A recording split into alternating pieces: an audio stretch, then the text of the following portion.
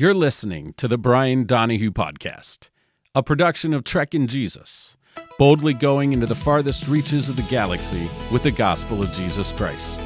Trekkie Jesus is an online community for Trekkies who love Jesus to talk all things Trek, their faith, and everything in between. Join me and special guests from around the world as we engage in relevant discussions about Trekkie Jesus. Let's get ready to fly and boldly go right now. Hey guys, it's Brian, and you're listening to the Brian Donahue Podcast. I am so excited to be with you today. We've got a great guest on the show who's going to be a part of the segment. Why the heck is this your favorite Star Trek episode of all time? I can't wait to talk to him. They're a good friend of mine. You're going to love every second of it, and it's going to be fantastic. So now that I've done plugging that segment of the show, I want to invite you to become a part of Trekkie Jesus on Facebook and Instagram. Even join us over on Discord as we talk about all things Trek and Jesus. We're having a lot of fun. The community is growing and new things are coming this spring and summer, I promise you. So buckle up. We're headed out at warp speed. You ready to go today? Let's go.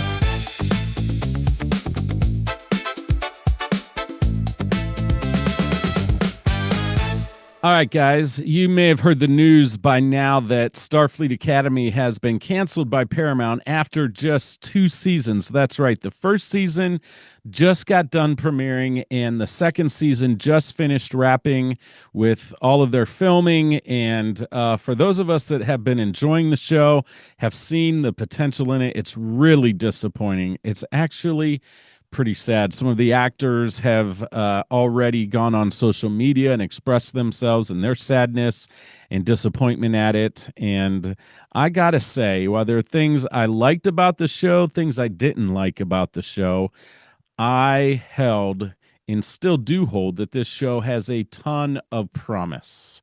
And I am really excited to see what they do with season 2. I thought the characters were interesting. I thought the set design, the music, the production value, everything about the show was pretty top notch. And even though every episode didn't wow me, and by the way, I haven't seen a series or a season of Star Trek where every single episode wowed me, even going way back to the original, to the Next Gen, Deep Space Nine, and Deep Space Nine is my favorite. Next Gen is my sentimental favorite. I gotta say, I thought the season was just as strong as any of the seasons in Discovery, as any of the seasons in Strange New Worlds, in my opinion. Character development, everything. And I have some preferences. I'm a huge Strange New Worlds fan. I love that show. I think it's fantastic. I'm a big fan of the first 2 seasons of Discovery for sure. I thought those were fantastic. But even then, they had some weak episodes, and that's the same with Starfleet Academy. I think it's the same with absolutely any show on television. There are shows that really hit well, shows that surprise us and excite us, and shows that we're just like, not so much a fan of. And I think that's okay.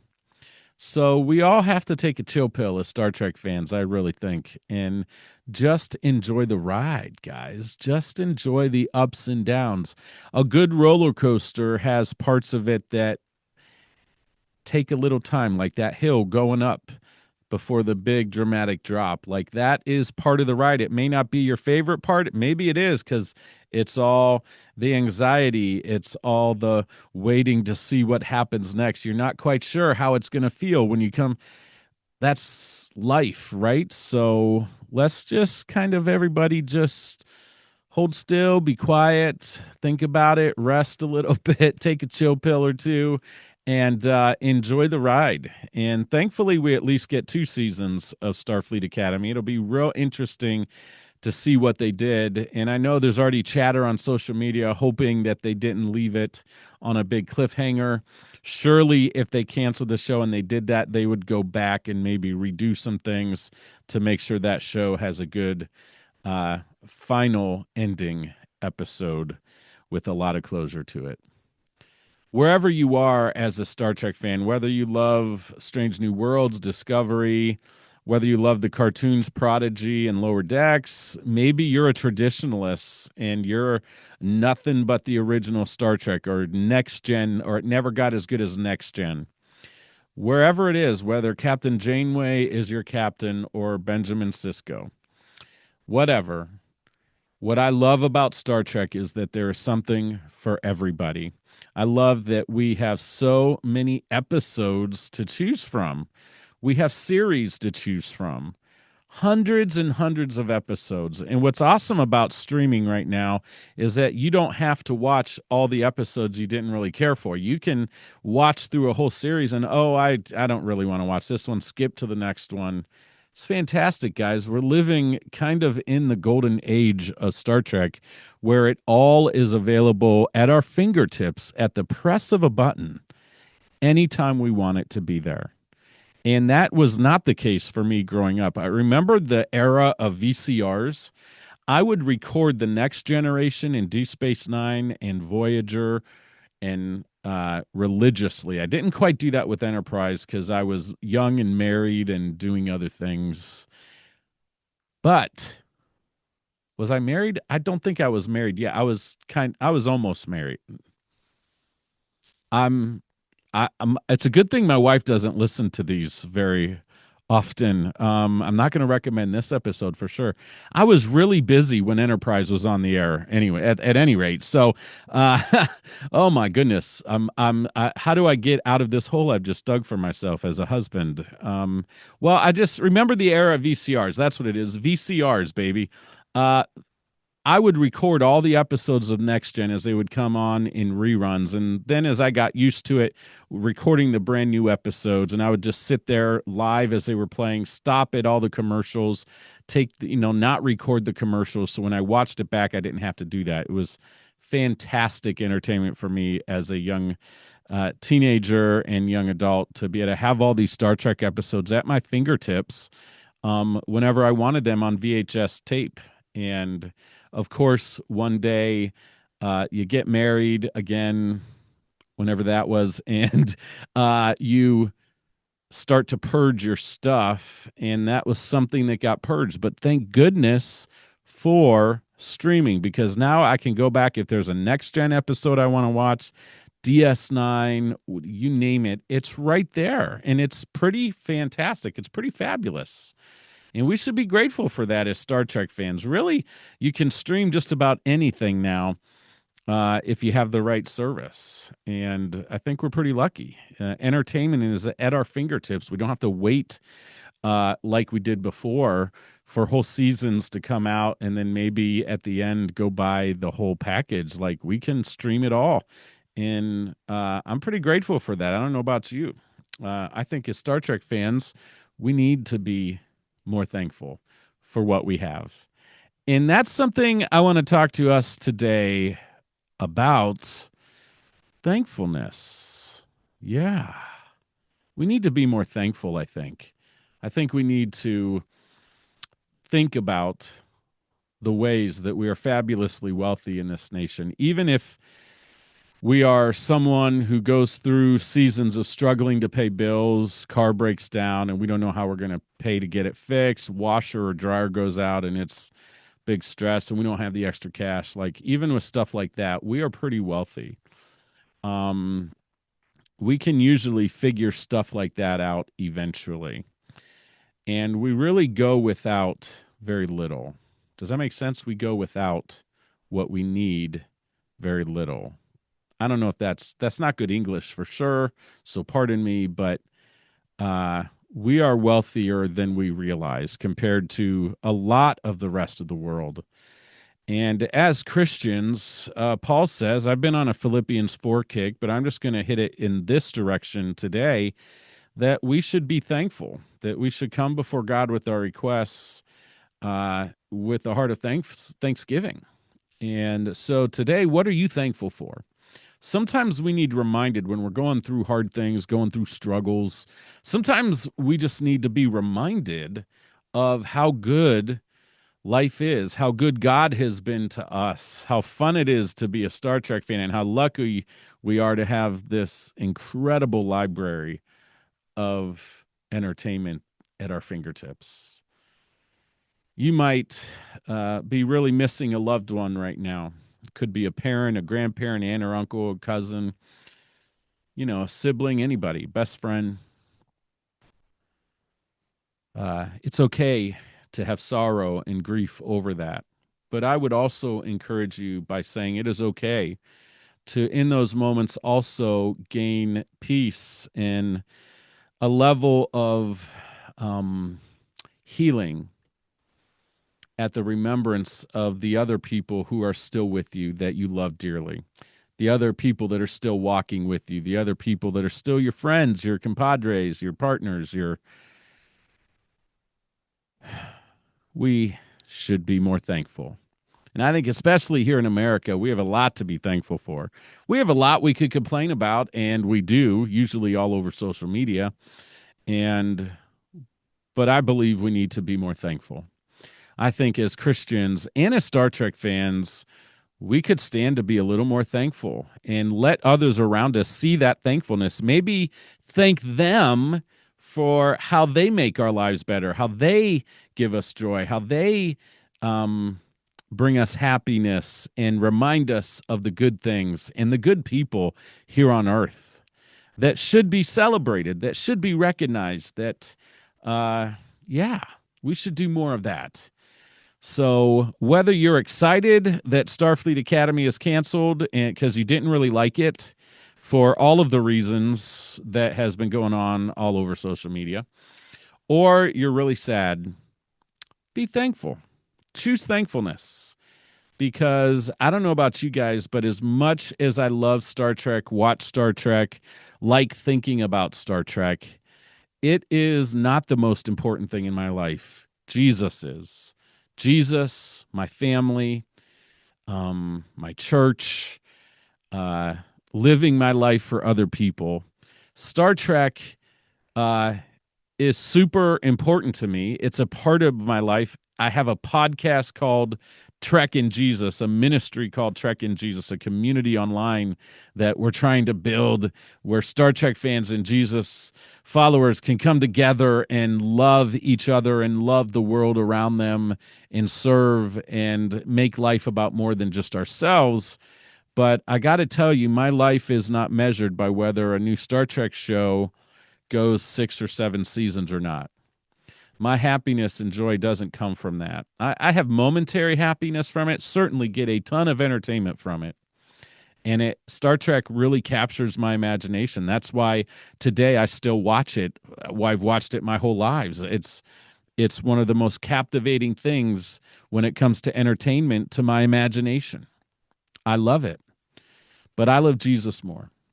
And I hope you do too. And I hope that you'll be a part of the Trek in Jesus community. And yeah, so do that. Follow us on Facebook, follow us on Instagram, join the Discord, subscribe to our YouTube page, and keep on listening to the Brian Donahue podcast. And hey, spread the love around. Don't just like it. Download episodes. That helps the algorithms. Leave comments, rate it, all that good stuff. If you like what's happening here at Trek and Jesus and the Brian Donahue podcast, do me a favor and like and share and subscribe. Rate it all that stuff. And don't forget, you can also become a Patreon supporter and actually sow into what's happening in the Trek and Jesus community and the Brian Donahue podcast. I hope you guys are ready to talk more about Star Trek. I've got a good friend coming on right here in just a moment. Stay tuned.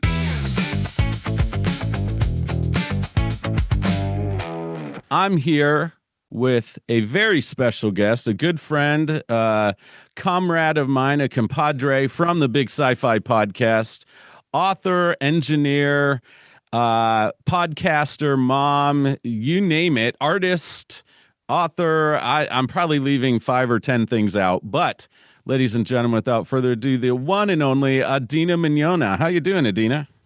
I'm great. Thank you so much for doing this with me today. Yeah, I am really excited to have you on, Adeena. We had Steve on earlier. Hope to have Chris on sometime here in the near future. We love talking Star Trek and science fiction, and life in general too. On the big sci-fi, we don't just talk about science fiction. We talk about Nope. life too and things happening in the Yep. world. But so Adeena, why don't you do this before we actually dive into what is your all-time favorite episode, or however you're going to choose to answer that question? It is, I leave it up to you, my friend. um, So we're laughing because, right, because people don't know I am terrible about picking favorites. it often comes with three or four other episodes or choices or Caveats favorable and mention. Yeah, yeah. yep. But so just tell us a little bit about yourself for those of our listeners that may not know you if they're not listeners of the Mhm. Big Sci-Fi. Well, you covered it. I am and do a lot of things. Some of the more meaningful and important things to me is the fact that I'm a science fiction author. And my day job, though, is I work as an engineer in the space industry, in the aerospace industry. And that is meaningful here, especially because Star Trek is what inspired me to get Mm, into the space industry. I'd been aware of Trek my entire life. You know, my dad watched the original series, so when I was a kid growing up, it was always on. And I always had a proclivity towards STEM activities. I was into computers from a very young age.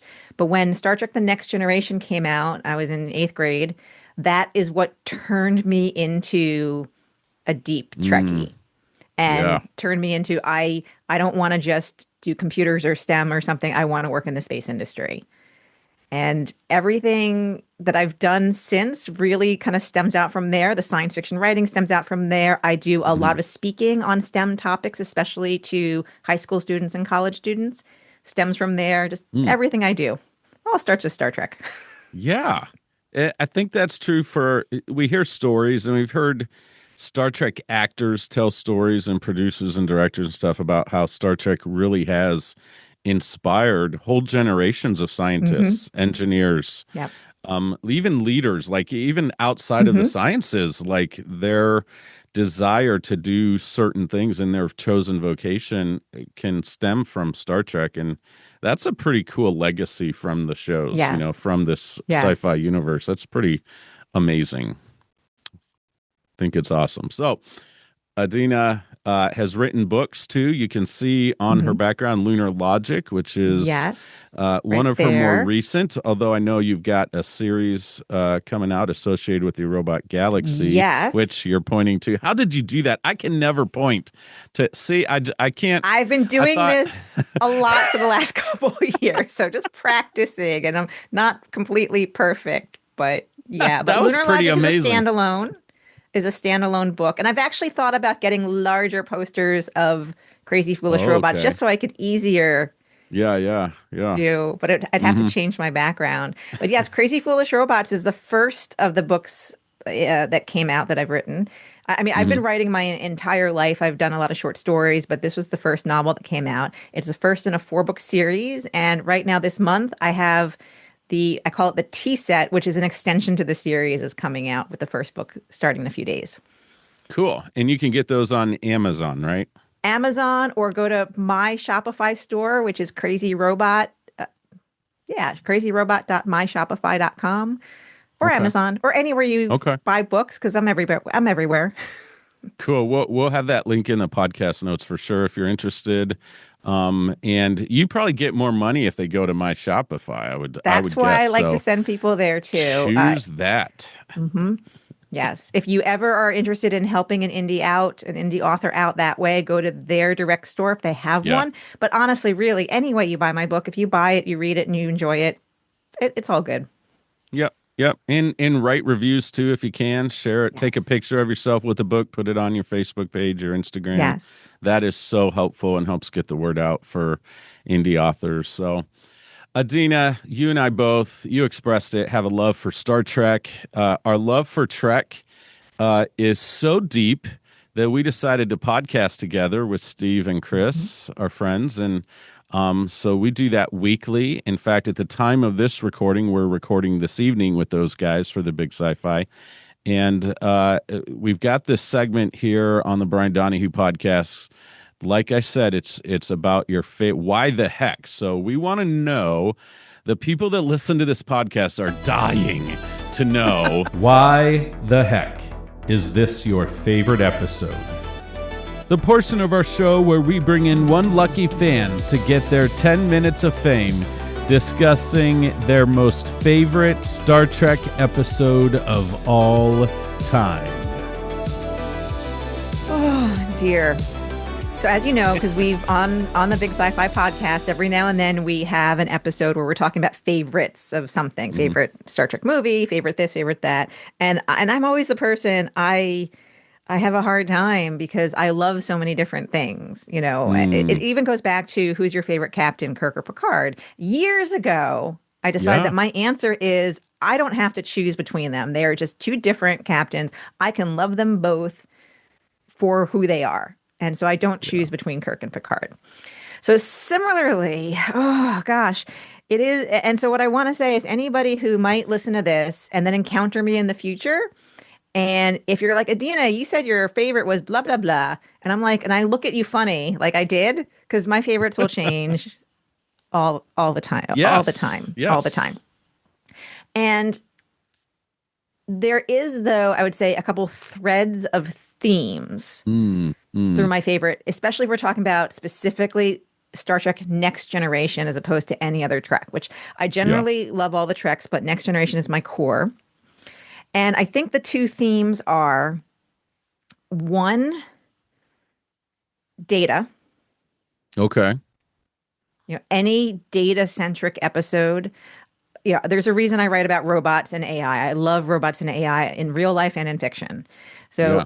the fact that, you know, data-centric episodes are my favorites is not a surprise to anybody who knows me. But then I also love time travel, parallel universe stuff. Oh, So, and I okay. Yeah. love the philosophical implications of time travel, parallel universe, Yeah. and probably more. I probably lean more on the time travel end of that. So, okay, and then, so there are two themes. Now you have to overlay that with what do I rewatch frequently and why? Sure. Yeah. Okay, This is so deep. I'm loving it. This is what us Star Trek nerds do. Yes. I Oh, know so good. we do. Well, so there's a lot of episodes that I would say are classically hailed as favorites by a lot of people. The Best of Both Worlds, Part One and Yeah. Two, Chain of Command, Part One and Two, and I love those, but those have never been in my favorites. Ones that break from the time travel slash data a little bit that I will often say is one of my favorites is The Inner Light, Okay. but not for the same reason a lot of people pick that Oh, one. A lot of people seem really? to pick that one because, well, they love the love story that Picard has. They love that he Yeah. had lived this life, which is all Mm-hmm. lovely and beautiful. But the reason why that is often one of my favorites has nothing to do with Picard at all and has everything to do with that planet Yeah. that they realize their planet is dying and their decision was to send this probe out into the universe that Mm-hmm. maybe might find somebody and maybe kind of carry on their culture. So Yeah. to put like, you know, all this existential like hope and dread all into this one probe, I am fascinated by that. Hmm. And Yeah. I want to know more about like those people and what happened and how they came to that decision. And was that really the only thing they did? Because from a practical standpoint, if your planet is dying, you're not sending out one probe. Maybe you're sending out like dozens, or maybe you're sending out probes and you're doing other things. Yeah. So Yeah. I am obsessed with Catan, the planet, and their people, and what actually happened in those moments leading up to their planet's destruction. Okay. But that is not always my favorite episode. Am I remembering right too? Did you write a short story Hmm. around that too? Or are you in the I did. process of doing that? I did. Okay. No, it came out a couple years ago. There was a magazine. It's no longer being produced, but I think you can somehow find back issues called Star Trek Explorers. It was put out by Yeah. Okay. Titan Publishing. And I had a story called The Simulation that was Mm. in the digital supplement. I think I want to say it was episode or issue 12 or 13. I might not be remembering the number, but the story was called The Simulation. And it was about this woman who worked on the probe. She was essentially a software engineer. And by the way, that's kind Mm-hmm. of Mm-hmm. that's what I do in my day job is more software end. And she was a software engineer working on the simulations. And they, it's a short story, so you capture a lot in a little bit. But the idea was she is struggling to get the simulation right. It's not working. Mm, They have test subjects, and those test subjects are not really engaging and really, like they're not believing that they're living this life. gotcha. Gotcha. So she goes home to her real parents and just really has an epiphany on, oh gosh, what she needs to program is like her real parents. So like the people she modeled like Aline after is actually like her mother and her family. Wow. Um, Yeah. yeah, that's That's that's pretty the cool. story I wrote. Because like I said, I'm obsessed with this idea of what Yeah. happened on that planet Right. in Right. figuring out this probe. So Wow. yes. Very proud of that story. It's All right. one of the I'm so sad that it's hard to find and hard to get because I would say that is probably one of the best stories, favorite stories Mm, I've ever written. wow. That's amazing. I Yeah. Yeah, you should talk to somebody about doing a Star Trek novel of that story. That would sell, I think. Well, To that's how it started. Is I was mm, talking to people, and the guidance was because I'm unknown in that community, hmm. start smaller with stories because Gotcha. that's how several of the other Star Trek tie-in authors got started with short Okay. stories. Okay. Because yes, Interesting. I came at it with like I still have ideas for Yeah. novels of that. Hmm. Well, that would be very cool and intriguing to read. And that's such a classic next gen episode. Hmm. I think it's in a lot of people's top 10, top 20, like of all the Star Trek Hmm. universe. I think a lot Yeah. of people who are knowledgeable would would have that in a top 10 or top 20 Hmm. list. So, Yep. and it's got there are a lot of questions Yep. around that, and even around like that episode is so planet centric and Picard centric. Like there's more that could be said about what was going on in the ship too, you know? Yep. And so anyways, all right, so that's on your list. What else you got? It's Keep on the list, and so sometimes if I'm pinned to a corner and I just need to think of something quickly, that might be how I answer.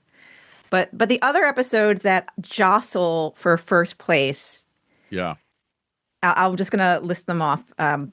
Data's Day, Yeah. Oh, okay. Yes. Brothers. Dancing with Beverly Crusher. Yep. Well, just Some of my the fact favorite that it's scenes. done from his point of view. He's writing a letter to Professor Maddox, Dr. Maddox, Yeah. and it's all his internal what is he's processing. And I love that you just see this whole episode from his point of view. Yeah.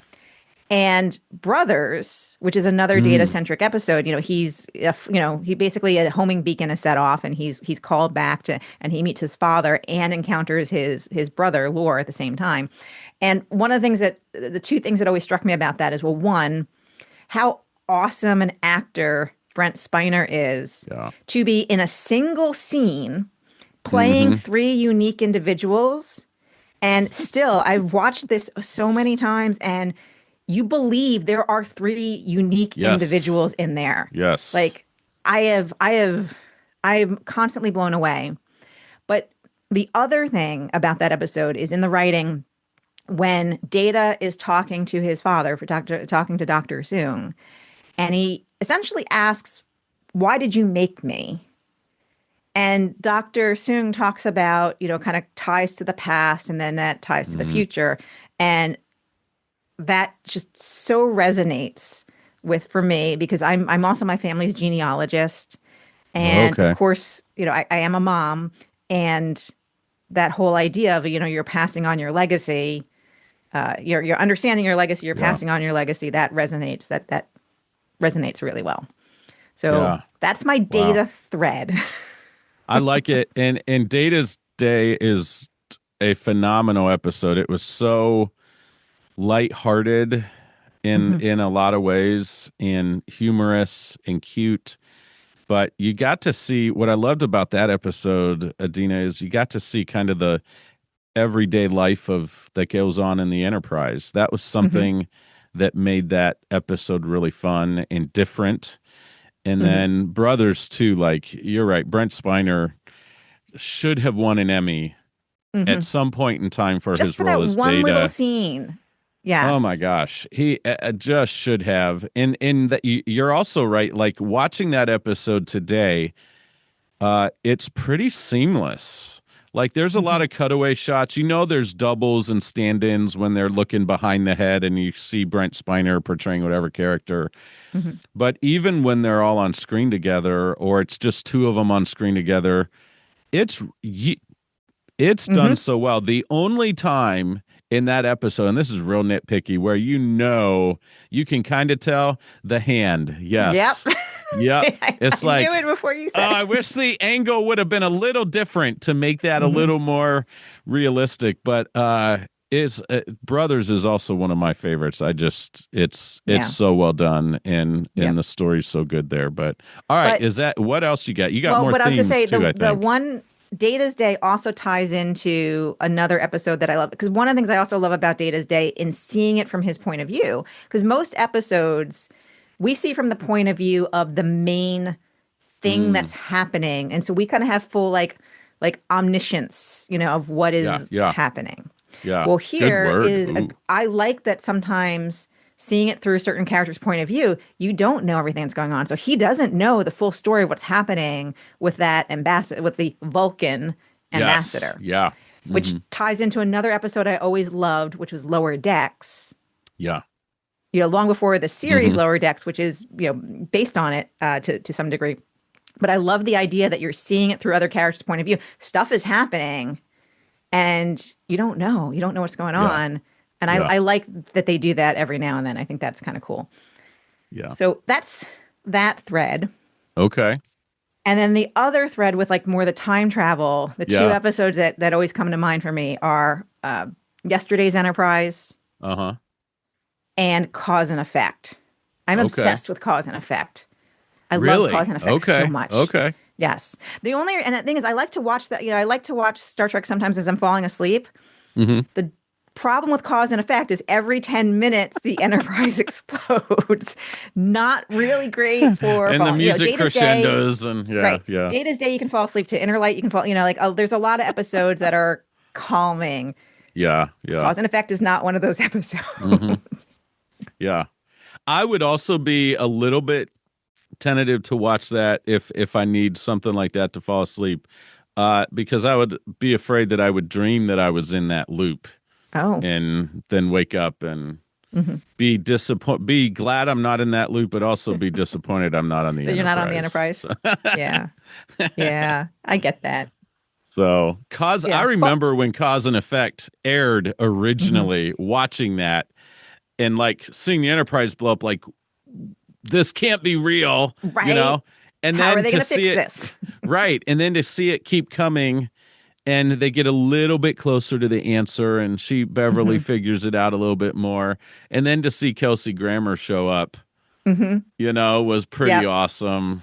Yep. And Yeah. there was actually a novel, and I think I might have it. I know I've listened to the audio adaptive audio book, but where they come back with his character, and now they're stuck in this time. So what does he and his crew? And they bring the Klingons into it.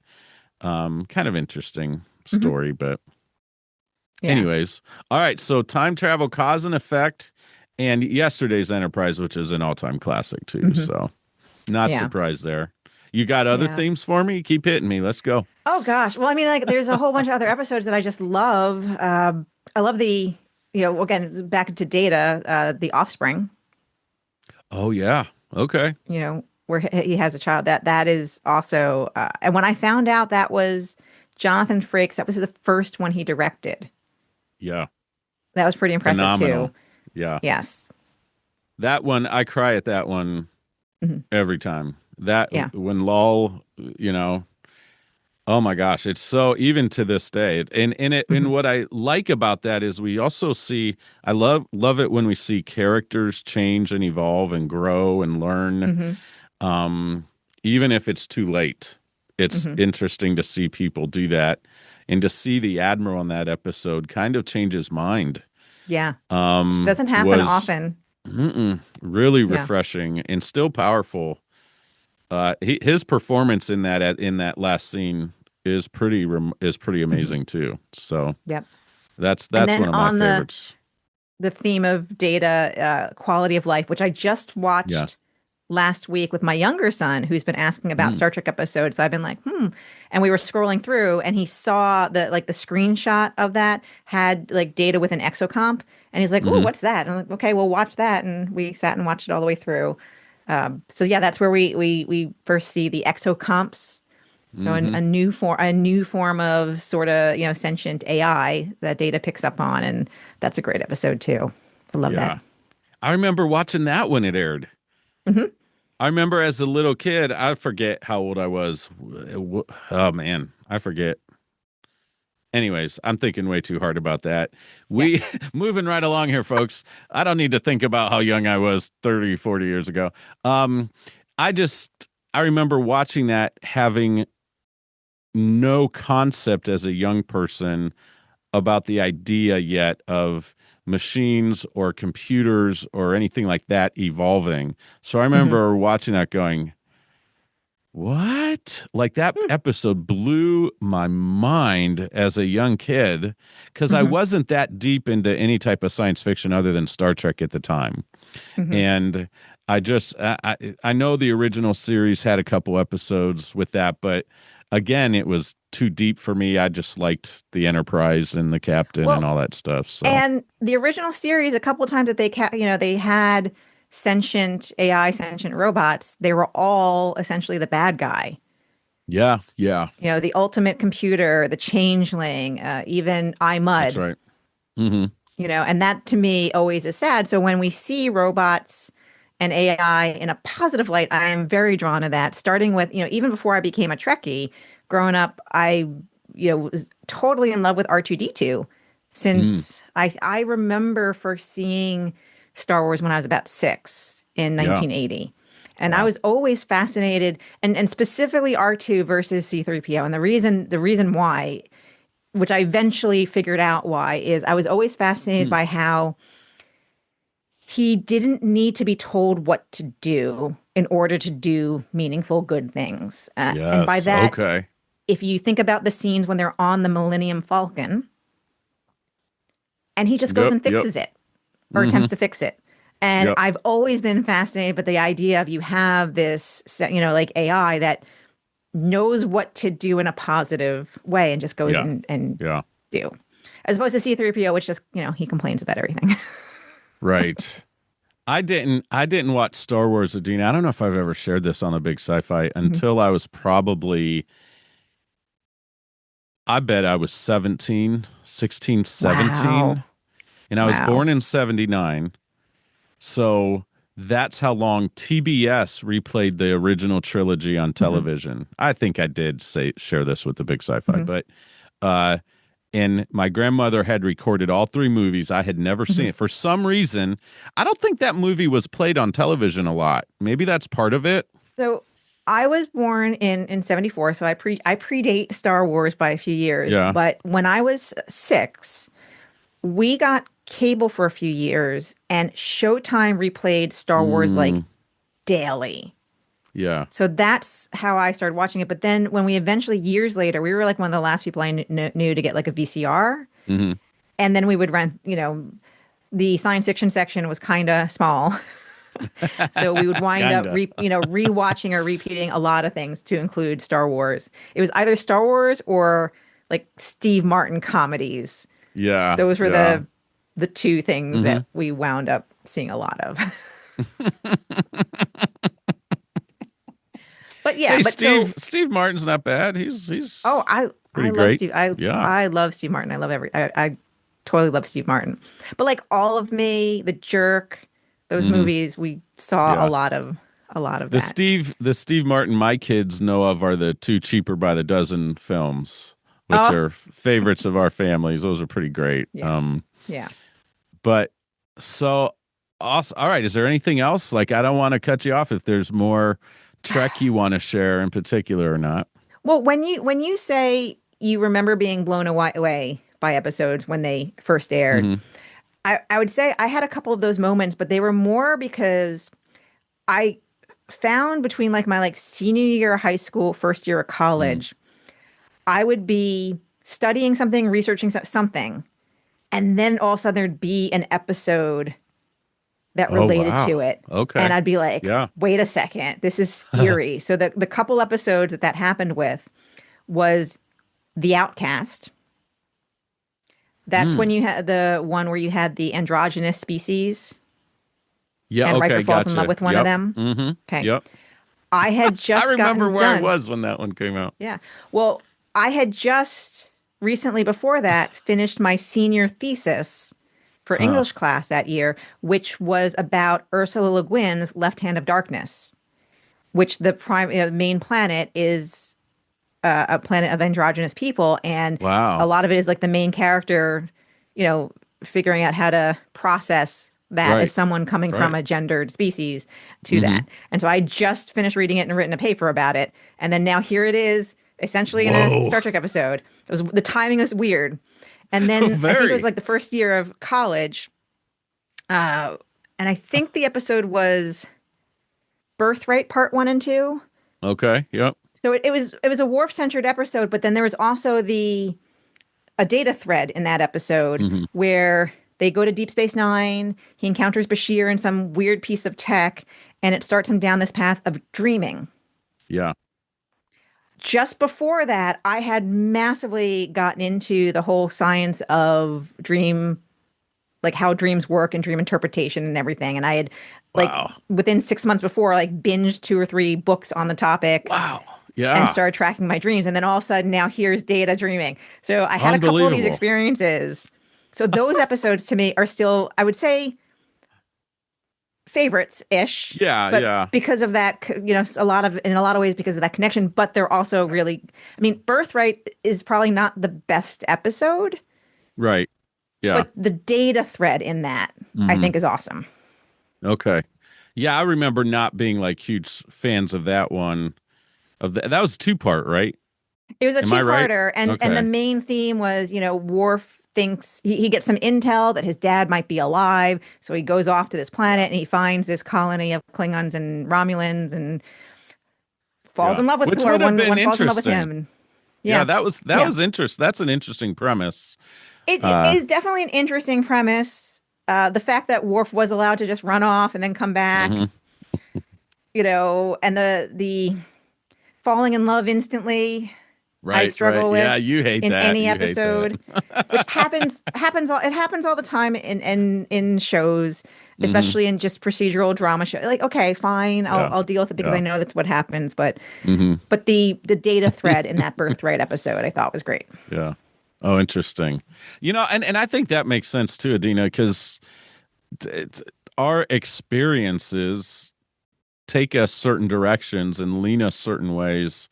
And I think that's true with our entertainment. Like when we see something that resonates with us because of life experience or whatever, Hmm. how we think, how we dream, what we desire out of life, like we're really drawn towards that, and we recognize as human beings when we see that in something else. And Hmm.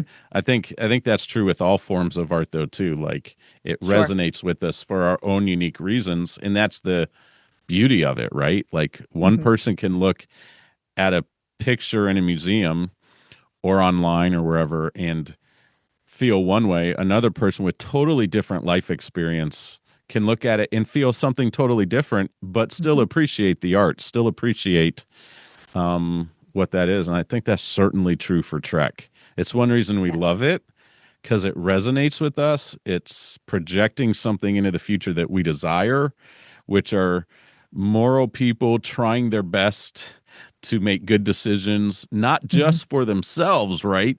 But for everybody. Like, how do we live Hmm. at peace with each other? How do we accept our differences? How do we learn from each other? How do we cohabitate and live together in this universe? And it's a beautiful thing. It just resonates. And that's why Yep. we do podcasts. That's why we talk about it. That's why there are conventions. It's not just to Hmm. see the actors and the stars of the show and to buy merch and get autographs, right? We want to talk about it. We Hmm. we we want to share that experience with others, and it's pretty cool. I Yeah. appreciate that about Star Trek and the Star Trek community too. So, all right, Adina. Well, thank you very much for being on the show and expressing your favorite episodes, plural. There, I just want to highlight that. I mean, you Uh, have to know that when you invited me on, we weren't going to be just talking I about a knew single episode. exactly what I was getting. Yes. And I enjoyed every second of it, my friend. Thank you very much. Yeah, thank So, you so like we much. said, I'll have her links to buy her books. Check those out. They'll be in the podcast notes. And make sure, listen, guys, buying is awesome. It's really important, and Adina will appreciate that, and any indie author or any author appreciates that. But really, writing a review, sharing it on your social medias is Telling even other more people, helpful. telling your Yes. book club. Until next time, you guys have a wonderful rest of the week. Go boldly into all the world. Keep on trekking. Live long and prosper.